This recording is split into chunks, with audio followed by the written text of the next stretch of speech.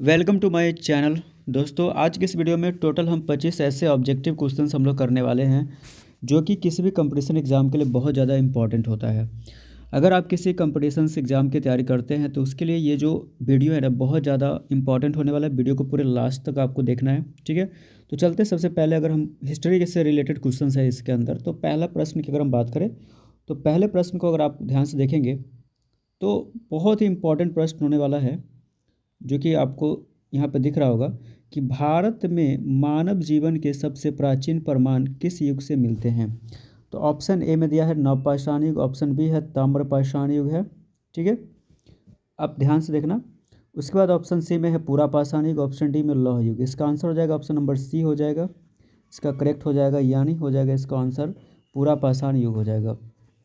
थोड़ा सा हम इसको जूम करते हैं, ध्यान से आपको देखना है। यहाँ पे क्वेश्चन क्या है कि भारत में मानव जीवन के सबसे प्राचीन प्रमाण किस युग से मिलते हैं। ऑप्शन ए में है नवपाषाण युग, ऑप्शन बी है ताम्र युग है, ऑप्शन सी है पुरापाषाण युग, ऑप्शन डी है लौह युग।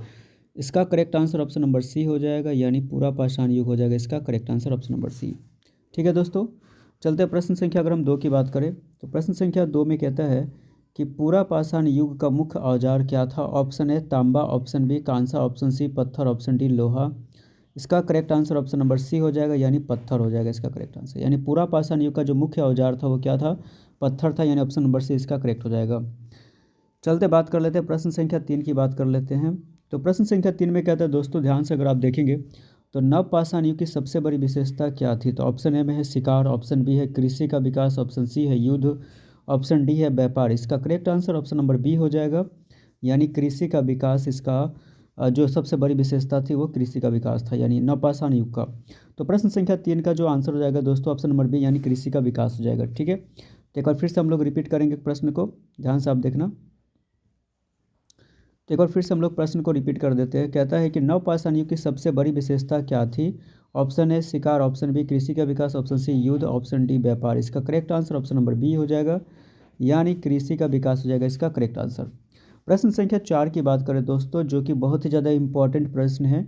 आग का सर्वप्रथम प्रयोग किस युग में हुआ। तो ऑप्शन ए है पुरापाषाण, ऑप्शन बी है मध्यपाषाण, ऑप्शन सी है नवपाषाण, ऑप्शन डी है ताम्रपाषाण। इसका correct answer option number A हो जाएगा, यानी इसका करेक्ट आंसर की अगर हम बात करें तो ऑप्शन नंबर ए यानी पुरापाषाण हो जाएगा इसका करेक्ट आंसर, ठीक है। तो ऑप्शन नंबर ए में आपको टिक लगाना है। तो आग का सर्वप्रथम प्रयोग किस युग में हुआ, तो पुरापाषाण में।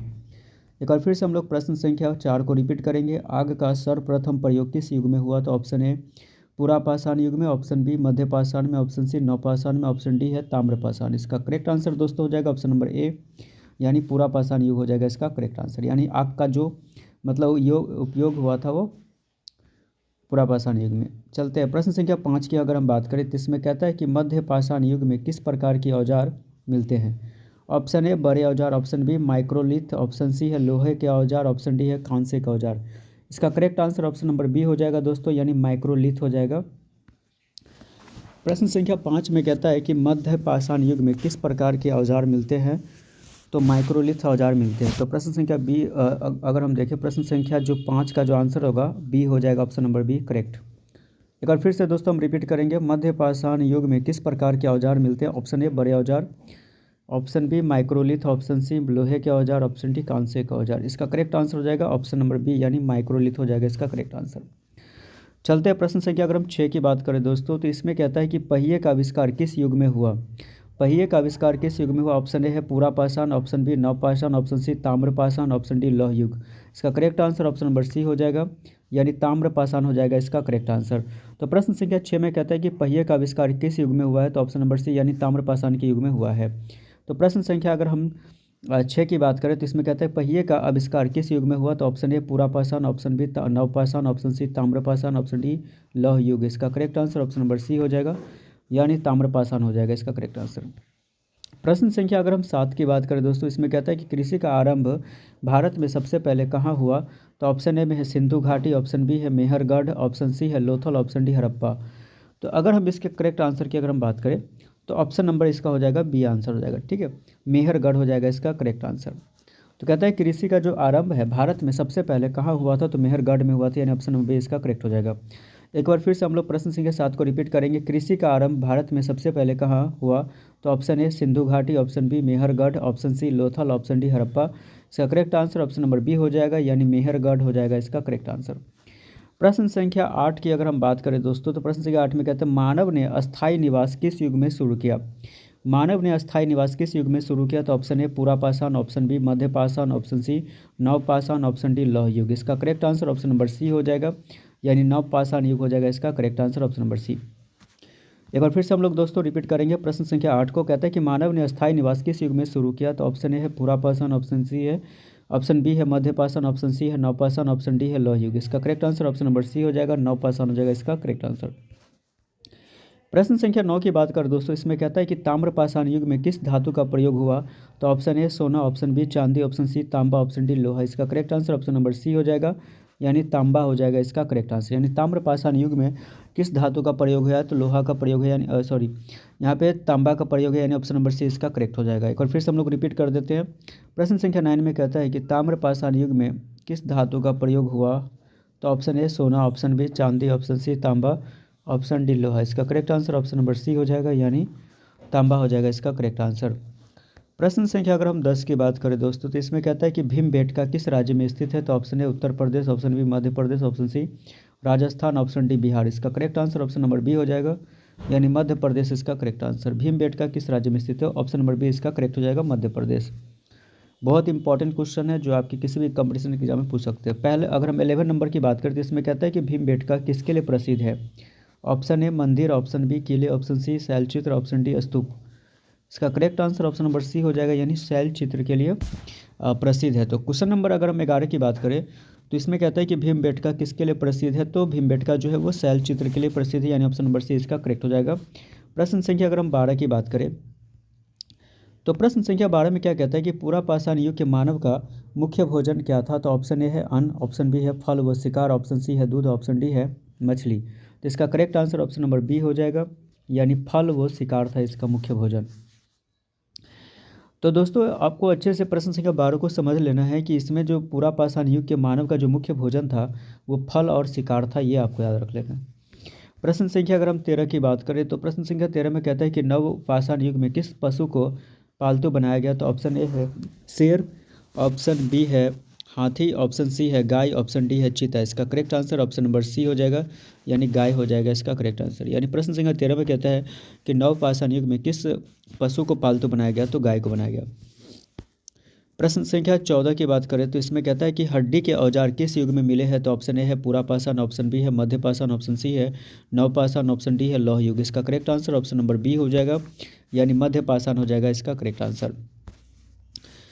चलते हैं प्रश्न संख्या अगर हम 15 की बात करें तो प्रश्न संख्या 15 में कहता है कि मनुष्य ने सबसे पहले किस धातु का प्रयोग किया? तो ऑप्शन ए लोहा, ऑप्शन बी कांसा, ऑप्शन सी तांबा, ऑप्शन डी सोना। इसका करेक्ट आंसर हो जाएगा ऑप्शन नंबर सी हो जाएगा, यानी तांबा हो जाएगा इसका करेक्ट आंसर। मनुष्य ने सबसे पहले किस धातु का प्रयोग किया? तो तांबा धातु का प्रयोग किया। एक बार फिर से हम लोग प्रश्न संख्या 15 को रिपीट करेंगे, ठीक है। तो कहते हैं मनुष्य ने सबसे पहले किस धातु का प्रयोग किया? तो ऑप्शन ए लोहा, ऑप्शन बी कांसा, ऑप्शन सी तांबा, ऑप्शन डी सोना। इसका correct answer option number C, यानी तांबा हो जाएगा इसका करेक्ट आंसर। प्रश्न संख्या अगर हम 16 की बात करें दोस्तों, इसमें कहता है कि पुरापाषाण युग के लोग कहाँ रहते थे? तो ऑप्शन ए घरों में, ऑप्शन बी गुफाओं में, ऑप्शन सी महलों में, ऑप्शन डी झोपड़ियों में। इसका करेक्ट आंसर ऑप्शन नंबर हो जाएगा बी, यानी हो जाएगा गुफाओं में, ठीक है। तो ऑप्शन नंबर बी इसका करेक्ट हो जाएगा। तो प्रश्न संख्या अगर हम 16 की बात करें तो इसमें कहता है कि पुरापाषाण युग के लोग कहाँ रहते थे? तो ऑप्शन ए घरों में, ऑप्शन बी गुफाओं में, ऑप्शन सी महलों में, ऑप्शन डी झोपड़ियों में। इसका करेक्ट आंसर हो जाएगा ऑप्शन नंबर बी, यानी गुफाओं में हो जाएगा इसका करेक्ट आंसर। प्रश्न संख्या अगर हम 17 की बात करें दोस्तों, तो प्रश्न संख्या 17 में कहता है कि ताम्रपाषाण युग में किसका मिश्रण नहीं था? ताम्रपाषाण युग में किसका मिश्रण नहीं था? तो ऑप्शन ए तांबा, ऑप्शन बी टीन, ऑप्शन सी कांसा, ऑप्शन डी लोहा। इसका correct answer option number D हो जाएगा, यानी लोहा हो जाएगा इसका करेक्ट आंसर। तो प्रश्न संख्या 17 में कहता है कि ताम्रपाषाण युग में किसके मिश्रण नहीं था? तांबा, टीन, कांसा, लोहा। तो ये हो जाएगा लोहा, यानी ऑप्शन नंबर डी इसका करेक्ट हो जाएगा। चलते हैं प्रश्न संख्या 18 की बात करते हैं दोस्तों। इसमें क्या कहता है कि मानव ने वस्त्र पहनना कब शुरू किया? तो ऑप्शन ए है पुरापाषाण, ऑप्शन बी है मध्यपाषाण, ऑप्शन सी है नवपाषाण, ऑप्शन डी है लौह युग। इसका correct answer option number B हो जाएगा, यानी मध्यपाषाण हो जाएगा इसका करेक्ट आंसर। ठीक है। तो एक बार फिर से हम लोग प्रश्न संख्या 18 को रिपीट कर लेते हैं। इसमें कहता है कि मानव ने वस्त्र पहनना कब शुरू किया? तो ऑप्शन ए पुरापाषाण, ऑप्शन बी मध्यपाषाण, ऑप्शन सी नवपाषाण, ऑप्शन डी लौह युग। इसका correct answer option number B हो जाएगा, यानी मध्यपाषाण इसका करेक्ट आंसर। प्रश्न संख्या अगर हम 19 की बात करें दोस्तों, तो इसमें कहता है कि पशुपालन का विकास किस युग में हुआ? तो ऑप्शन ए पुरापाषाण, ऑप्शन बी नवपाषाण, ऑप्शन सी लौह युग, ऑप्शन डी मध्यपाषाण। इसका correct answer option number B हो जाएगा, नवपाषाण हो जाएगा इसका करेक्ट आंसर, यानी पशुपालन का जो विकास हुआ था वो नवपाषाण युग में हुआ था। प्रश्न संख्या 19 को एक बार फिर से रिपीट करेंगे। पशुपालन का विकास किस युग में हुआ? तो ऑप्शन ए पुरापाषाण, ऑप्शन बी नवपाषाण, ऑप्शन सी लौह युग, ऑप्शन डी मध्यपाषाण, और इसका आंसर हो जाएगा ऑप्शन नंबर बी, यानी नवपाषाण युग हो जाएगा इसका करेक्ट आंसर। प्रश्न संख्या अगर हम 20 की बात करें दोस्तों, तो प्रश्न संख्या 20 में कहता है कि भारत में नवपाषाण युग का प्रमुख स्थल कौन सा है? Option A Mehrgarh, option B Harappa, option C Mohenjodaro, option D Lothal. इसका correct answer option number A हो जाएगा, यानी मेहरगढ़ हो जाएगा इसका करेक्ट आंसर। तो एक बार फिर से हम लोग रिपीट कर लेते हैं इसको। भारत में जो नवपाषाण युग का जो प्रमुख स्थल कौन सा है? तो option A Mehrgarh, option B Harappa, option C Mohenjodaro, option D Lothal. इसका correct answer option number A हो जाएगा, यानी मेहरगढ़ हो जाएगा इसका करेक्ट आंसर। प्रश्न संख्या अगर हम 21 की बात करें, तो इसमें कहता है कि पुरापाषाण युग का अर्थ क्या है? ऑप्शन ए नया पत्थर, ऑप्शन बी पुराना पत्थर, ऑप्शन सी धातु युग, ऑप्शन डी मध्य युग। इसका करेक्ट आंसर हो जाएगा ऑप्शन नंबर बी, यानी पुराना पत्थर हो जाएगा इसका करेक्ट आंसर। यानी पुरापाषाण युग का जो अर्थ है वो क्या होता है? पुराना पत्थर होता है। इसका correct answer option number B हो जाएगा। प्रश्न संख्या अगर हम 22 की बात करें दोस्तों, इसमें कहता है कि मानव ने मृभदांड यानी बर्तन बनाना कब सीखा? तो ऑप्शन ए में है पुरापाषाण, ऑप्शन बी है मध्यपाषाण, ऑप्शन सी है नवपाषाण, ऑप्शन डी है लौह युग। इसका correct answer option number C हो जाएगा, यानी नवपाषाण हो जाएगा इसका करेक्ट आंसर। तो क्वेश्चन पूछ रहा है कि मानव ने जो मृभदांड जो है यानी बर्तन बनाना कब सीखा था? तो नवपाषाण युग में सीखा था। ऑप्शन नंबर सी इसका हो जाएगा, आपको करेक्ट हो जाएगा। ठीक है, चलते हैं प्रश्न संख्या अगर हम 23 की बात कर ले, तो प्रश्न संख्या 23 में कहता है कि नवपाषाण युग का अंत किस युग से हुआ है? तो ऑप्शन ए लौह युग, ऑप्शन बी ताम्रपाषाण, ऑप्शन सी कांस्य युग, ऑप्शन डी ऐतिहासिक युग। इसका correct answer option number B हो जाएगा, यानी ताम्रपाषाण हो जाएगा इसका करेक्ट आंसर। तो नवपाषाण युग का जो अंत है वह ताम्रपाषाण से हुआ है। चलते हैं प्रश्न संख्या 24 की बात कर लेते हैं। प्रश्न संख्या 24 में क्या कहते हैं? सबसे प्राचीन मानव कौन था? Option A homo sapiens, option B homo erectus, option C है होमो हैबिलिस, ऑप्शन डी है निएंडरथल। तो इसका करेक्ट आंसर जो होगा वो क्या होगा? ऑप्शन नंबर हो जाएगा सी हो जाएगा, यानी होमो हैबिलिस हो जाएगा। होमो हैबिलिस सबसे प्राचीन जो मानव था वो कौन था? होमो हैबिलिस था, ये आपको याद रखना पड़ेगा।